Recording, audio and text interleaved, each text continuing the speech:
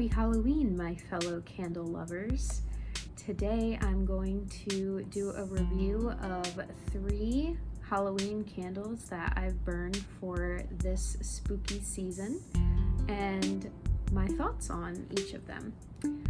So I'm going to start off with the Bath & Body Works X Stranger Things, the Upside Down. She's our friend and she's crazy! Now, I didn't get the Demogorgon or Eddie's leather jacket because I have a cinnamon allergy, so the Demogorgon was not happening. And I'm not really huge into the masculine cologne type scents, so the Upside Down was the only one I went with for this collection. The Shire is burning.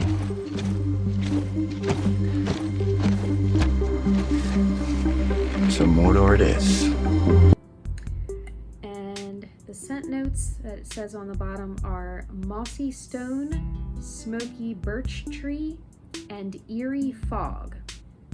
So the first thing I will say is that I do really like the marketing of this candle.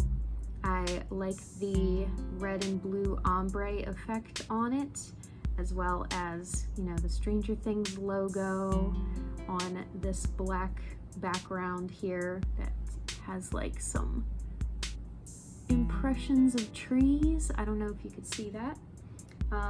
Yeah, it's really cute, really spooky. My only complaint with the packaging is that the lid is kind of like this metallic material that shows off every single, like, I don't know if you can see on camera, but it shows off every fingerprint possible. But anyway, that's besides the point. So it has a very herbal scent to it. The birch notes do come through, and the carbon from the burns do add a nice smoky kind of scent to it that complements it very well. I don't really know how to describe that herbal scent though. It's very like a wet green, if that makes sense, which I guess that's the mossy stone maybe. Eerie fog, I'm not sure what that means. It's a fantasy note, so it could mean anything.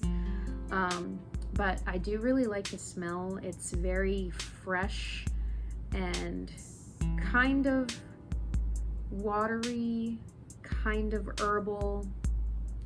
Definitely a unique scent for Halloween, and it does still give that spooky effect that you want. As far as the burns, I think I got about halfway down the candle. You could kind of see with the light there, a little more than halfway, I suppose. The first few burns were fine, but I did notice on like the 4th burn, I started to see some issues with the wicks, I suppose. They were kind of short and the flames were really small. So, and I experienced that on the 5th and 6th burns as well, and I just kind of gave up by the 6th. So I don't know if I'm going to be able to get any more burns out of this, which is a shame because I do really like the scent, but these things happen sometimes. And it had a strong performance at the beginning, so I don't really know what happened. Yeah, it's unfortunate, but I do like the scent though. Unfortunately, since it's a collab, I don't think they're going to come out with this scent again next year. They might come out with it and just repackage it under a different name without the Stranger Things collab, because I did hear some other candle reviewers talking about how some of the scents that they came out with for this collab were repackaged scents or similar to scents that already existed in Bath & Body Works lineup. So who knows? Maybe we'll see the scent come back next. And another one bites the dust. You are 0 for 6, Popeye. Yeah, I can count. You know that means you suck. Boonana Toffee from Yankee Candle. And you can see I've burned quite a bit of this one. I really like this one. Anyway, so the scent notes are not on the bottom of this, so I wrote them down from the website. The top notes are hazelnut, banana, and sweet milk. The middle notes are toffee, banana again, oatmeal pancakes, and maple. And the base notes are caramel, vanilla, and rum barrel. Very interesting. And the scent notes being interesting makes sense because this is a very unique and interesting Halloween scent. It's definitely not the first thing that comes to mind when you think about Halloween candles, but I like it. I like it a lot. I'm not usually a fan of gourmands, but this one is sweet without turning into that sickly sweetness that turns my stomach. It's just very pleasant. You get the creaminess with the milk and vanilla scent notes, and you get the richness with the maple and the caramel and the rum barrel. You do get, you smell that rum. It's just so nice. You do get a lot of the banana, but it's not like overpowering. It's just kind of like there, if that makes sense. And there's also kind of almost a graham cracker like smell, which is crazy because the scent notes don't mention graham cracker at all. But I like it because it reminds me of like those banana boat desserts that I used to make in Girl Scouts. And also a little bit like the banana pudding with the vanilla wafers, the layered dessert. You know what I'm talking about. Yeah, the vibe on this candle is very dessert you would have at a very fancy Halloween party, and I like it. So when I was burning this one, I did get some wandering wicks at some points. They've pretty much gone back to where they were initially, but I did kind of have to maneuver them around a little bit because they were getting a bit close to the edge at times, especially this one right down there. But overall, I didn't really have much burn issues with this candle. I thought it burned pretty nicely, pretty evenly. I think I have about one more good burn out of this candle before I reach the point where I shouldn't be burning it anymore, and I do have a backup of this one, so I like it a lot. So that's why I made sure I have a backup, because I don't know if it's coming back next year, but if it does come back next year, I'm definitely going to repurchase it again. Love this one. And the last one I want to talk about, I actually have in two forms. So here I have it in the 2-wick.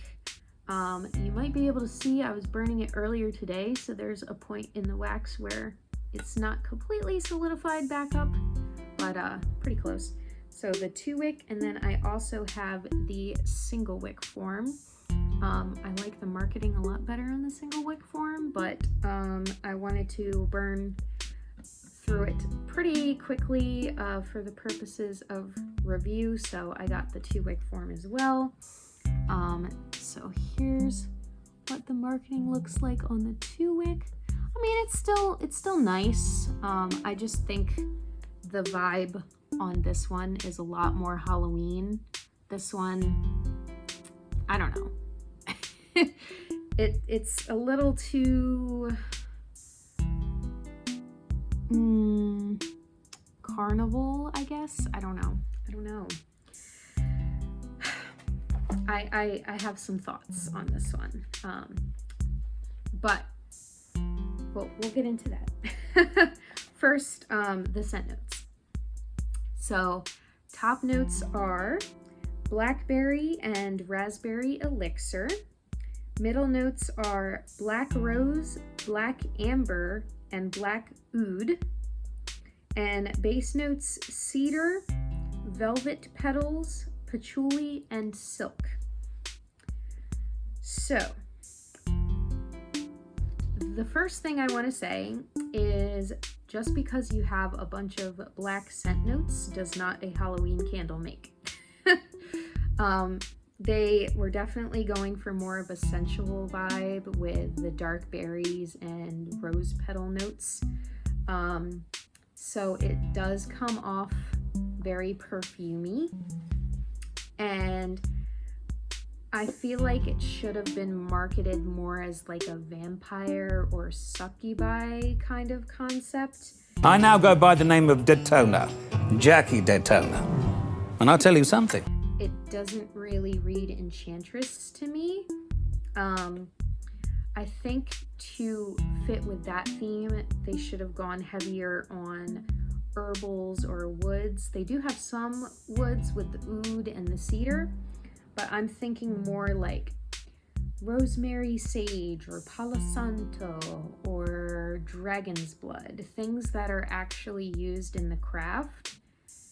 This just seems like they wanted to come out with a perfume candle and they weren't sure when to release it, so they just slapped it into the Halloween collection.